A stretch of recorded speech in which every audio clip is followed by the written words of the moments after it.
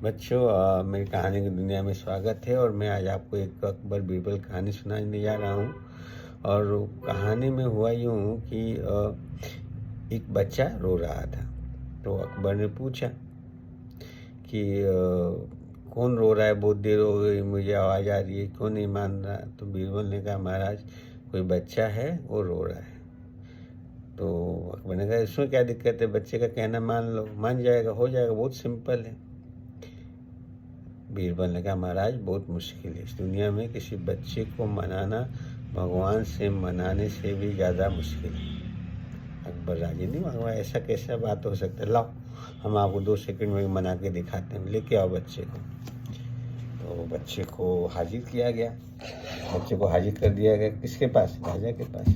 तो राजा महाराज आए, बोला, आओ बच्चा, और क्या चाहिए आपको। बोला कि महाराज महाराज मेरे को गन्ने का जूस पीना है। तो महाराज ने आदेश दिया कि राजा, अभी महाराज थे वहीं, सब चीज़ें अवेलेबल थी। बोला जूस वाले को, गन्ने का जूस निकाल के पिलाओ इसको। गन्ने का जूस किसको दिया गया, बच्चे को दिया गया। बच्चे ने जूस पिया और पीते फिर रोने लग गया। तो रोने लग गया। बोला, महाराज ने पूछा क्या हुआ क्या हुआ। बोला, मेरे को गन्ने का जूस पीना है।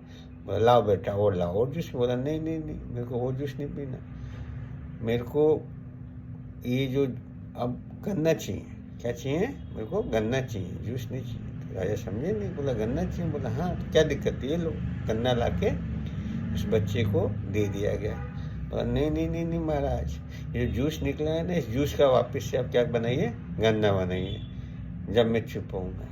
तो महाराज अकबर जो है बीरबल को देख के मुस्कुराए और समझ गए कि बच्चे को मनाना इतना आसान नहीं है। इन बच्चों, in this times, hard times, बच्चों को स्पेशली इंटरनेट टाइम, बच्चों को कन्विंस करना कि कितना टीवी देखें और कितना टीवी नहीं देखें। टीवी से ज़्यादा प्रॉब्लम मोबाइल है, मोबाइल आ गया, मोबाइल में इट्स ए बिग प्रॉब्लम, जिसे इन्होंने IAS, internet addictive syndrome, because there are lots of apps are there, WhatsApp is there, Instagram is there, Snapchat, chat, lots of things. So these things do attract children, especially the kids, a lot. तो हमको अपने बच्चों को बहुत तरीके से, प्यार से, डेलिकेट तरीके से उनको समझाना चाहिए, उनको कन्विंस करना चाहिए। ये चीज़ मारने पीटने से नहीं आती, क्योंकि बच्चे का जो मन होता है बहुत कोमल होता है, कोरे कागज़ की जैसे होता है, जिस प्रकार हम लिखेंगे वैसा ही हो जाएगा। तो that's why we have to very emotional with very attachment, बहुत तरीके से बच्चों को हैंडल करना चाहिए। पेरेंट्स की सबसे बड़ी प्रायोरिटी यही होता है कि जो हमारा बच्चा है उसका अच्छा करियर बन जाए, वो अच्छी गलत संगत में ना फंसे। लेकिन प्रॉब्लम यही है, कुछ चीज़ करने के लिए अपने को करना नहीं पड़ता। जैसे कि अपन पढ़ेंगे नहीं, अनपढ़ बनने के लिए अपने कुछ करना नहीं है। अपन पढ़ेंगे नहीं, लिखेंगे नहीं, तो अपने आप अनपढ़ बन जाएंगे। पढ़ने लिखने के लिए मेहनत करना पड़ेगा। इसी तरीके से दारू पीने के लिए किसी को सिखाना नहीं पड़ता, अपने आप सीख जाता है। कोई गलत चीज़ें जो होती हैं वो अपने आप आती हैं, जल्दी आती हैं, वो अट्रैक्ट करती हैं। सही चीज़ें इतनी जल्दी नहीं आती ना, आपने भी ये देखा होगा। तो इसीलिए सही चीज़ों को करने के लिए अपने को ऊर्जा लगानी पड़ती है। इसलिए कहा गया है कि यदि व्यक्ति 10 शादी में चला जाए, कोई योगी 10 शादी में चला जाए तो भोगी बन जाता है, और कोई भोगी 10 शमशान में चला जाए, 10 डेड बॉडीज के साथ चला जाए, तो जो भोगी है वो भी योगी बन जाएगा। तो इन चीज़ों का बहुत असर पड़ता है जब हम मंदिर जाते हैं। कितने लोग पूछते हैं कि मंदिर जाने से क्या होता है, तो आप जाकर देखिए, जब हम मंदिर जाते हैं तो हमारे मन में गलत विचार नहीं आते हैं, वहीं होते हैं। हम जब ताली बजाते हैं तो हमारे जो हाथों की मसल्स हैं उस हिसाब से भी सही काम करती हैं। हमारा ध्यान क्या है, भटकता नहीं। आप जाके देखिए, बैठिए, अगर मन बहुत शांत रहेगा तो अपना माहौल का असर होता है। किसी बड़े वैज्ञानिक रहा है कि tell me who are your friends, I have to tell you who are you. तुम मुझे बताओ कि तुम्हारे मित्र कौन हैं, मैं बता दूंगा कि तुम कौन हो। तो बच्चों, जो माहौल है, जो विचार है, जो संगी साथी, इनका बहुत असर पड़ता है। इसको हमको बहुत ध्यान देना चाहिए। एक छोटी सी कहानी के माध्यम से मैंने बच्चों को कैसे हैंडल करें, कैसे कब करें हैंडल करें, इस पे बताई गई है।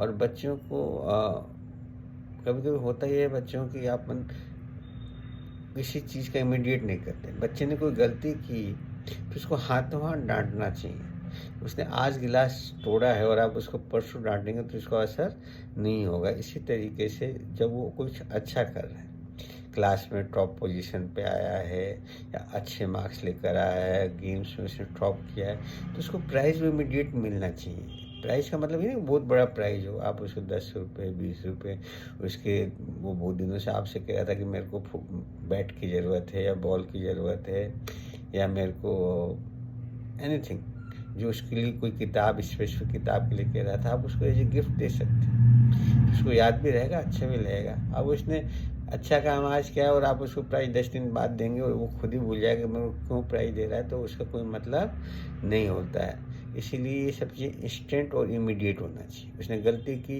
हाथों हाथ डांट पड़ेगी, उसको फील होगा कि मैंने क्यों ऐसा किया है, तो मुझको सज़ा मिलनी चाहिए। देखा होगा आपने, जो सर्कस के एनिमल्स होते हैं, जो सर्कस के हाँ शेर होता है, सर्कस का हाथी होता है, इन सबको सिखाया जाता है। किसे सिखाया जाता है? इसी तरीके से सिखाया जाता है, ट्रायल एंड एरर के हिसाब से।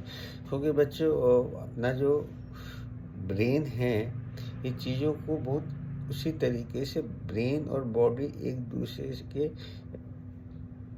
दूसरे के बहुत तरीके से हिसाब से काम करते हैं। एक बहुत बड़ा एक्सपेरिमेंट भी किया गया था, पावलो का एक्सपेरिमेंट। पावलो का एक्सपेरिमेंट क्या करता था? पावलो एक बहुत बड़ा वैज्ञानिक था, ही वॉज बिग साइंटिस्ट, और उसको इसलिए नोबेल प्राइज मिला था। तो क्या करता था, उसने कुत्ता पाल रखा था। तो कुत्ता पाल रखा था तो कुत्ते को वो मीट देता था, है ना, बोन देता था।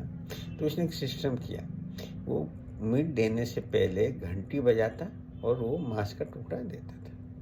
तो सिंपल सी बात है कि जब वो मांस का टुकड़ा देता था तो उसको बहुत प्यार से खाता था, तो उसके लार बनता था। लेकिन फिर क्या हुआ, कुछ दिन बाद जो ही वो घंटी बजाता, अभी मीट का टुकड़ा दिया ही नहीं, पहले ही लार बनने लग जाता। क्यों बनने लगा जाता? एंटिसिपेशन। जो अपना मस्तिष्क के जो ब्रेन है, इन चीज़ों को जज करता है। जो ही घंटी बजती उसके दिमाग में आ जाता है कि अब मेरे को क्या मिलने वाला है, अब मेरा मीट का टुकड़ा आने वाला है। तो बच्चों, इससे उसने ये सिद्ध किया था कि अपन चीज़ों को काफ़ी हद तक कंट्रोल कर सकते हैं। जो ब्रेन है, मस्तिष्क है, इसको हमें सही तरीके से काम में लेना चाहिए। यही मस्तिष्क है। सबका शरीर का वजन में ऑलमोस्ट बराबर ही होता है, हाइट बराबर होता है, कलर 19 या तो काला या गोरा या सांवला होता है। लेकिन जो मस्तिष्क को सही काम में ले लेता है, तो देखेंगे अपन लोग, वो ऐसे ऐसे लोग हैं सुंदर पिच्चे, जिनकी साल की इनकम 1500 1800 करोड़ से ऊपर है, और वही मस्तिष्क है। लेकिन जो व्यक्ति उसको काम में नहीं लेता, उसकी साल की इनकम लाखों में क्या हजारों में भी रहती है। तो एक बहुत बड़े व्यक्ति ने सच कहा है कि कोई जो रिक्शा वाला है, वो रिक्शा चला रहा है। तो रिक्शा चला रहा है, क्यों चला रहा है? वो रिक्शा को चला नहीं चाहता। आप कहेंगे सर कोई रिक्शा इस दुनिया में नहीं चलाना चाहता, उसकी मजबूरी है। बिल्कुल उसकी मजबूरी है, वो रिक्शा चला रहा है। लेकिन उसने अपने जीवन पे, अपने आप पे, अपने जीवन के 1 साल भी नहीं दिया। उसने अपने जीवन के 1 साल अपने ऊपर खर्च कर दिया होता तो वो आज वो रिक्शा नहीं चलाता।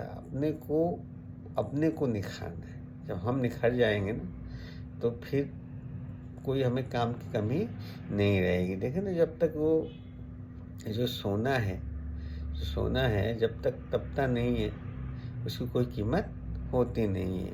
कहते हैं ना कि एक मंदिर में मूर्तिकार था। तो मूर्तिकार ने जब पहला पत्थर मारा, तो पहला हथौड़ा मारा तो पत्थर रोने लग गया, तो उसने उसको छोड़ दिया। दूसरे वाले को भी छोड़ दिया। तीसरे वाले को दर्द हुआ, लेकिन उसने सहा और उसकी पूजा होने लग गई। तो दूसरे वाले पत्थरों ने पूछा कि साहब ये क्या हो रहा है? उसकी तो इतनी पूजा होती है और हमारे ऊपर लोग नारियल फोड़ते हैं। तो उसने यही समझाया कि उसने क्या है, आपको दर्द तो सहना ही पड़ेगा, ये जीवन का नियम है। लेकिन अब यही डिपेंड करता है कि आज सहते हैं या बाद में सहते हैं। अब मान लो या स्टूडेंट्स आज अपनी जीवन के 5-7 साल 10 साल सही दे दें तो आगे के उनके 70-80 साल अच्छे जाएंगे। और आज वो 4-5 साल मज़े कर लें तो आगे के 60-70 साल कैसे जाएंगे, बेकार जाएंगे। तो इसीलिए अंग्रेजी में एक कहावत है कि work now enjoy later, enjoy now work later, this is your choice. आज हम खूब मेहनत कर लें, काम कर लें तो बाद में अपन एंजॉय करेंगे, और आज अपन एंजॉय कर लें तो बाद में क्या करेंगे, कोलों की बेल की तरह पिसेंगे, काम करेंगे। फ़र्क क्या है, आज हम 5-7 साल काम कर लेंगे तो आगे के 60-70 साल जीवन आराम से बीतेगा। और आज आपने 4-5 साल मज़े कर लिया तो आगे के पूरा जीवन जो है वो हमें नरेगा में या मुश्किल से या ऐसे काम करने पड़ेंगे जो हम कभी करना नहीं चाहते हैं। तो मेरा वीडियो थोड़ा लंबा भी हो गया, लेकिन स्टिल मुझे लगता है कि आप लोग को अच्छा लगेगा और आप इसको फॉलो करेंगे। Thank you so much.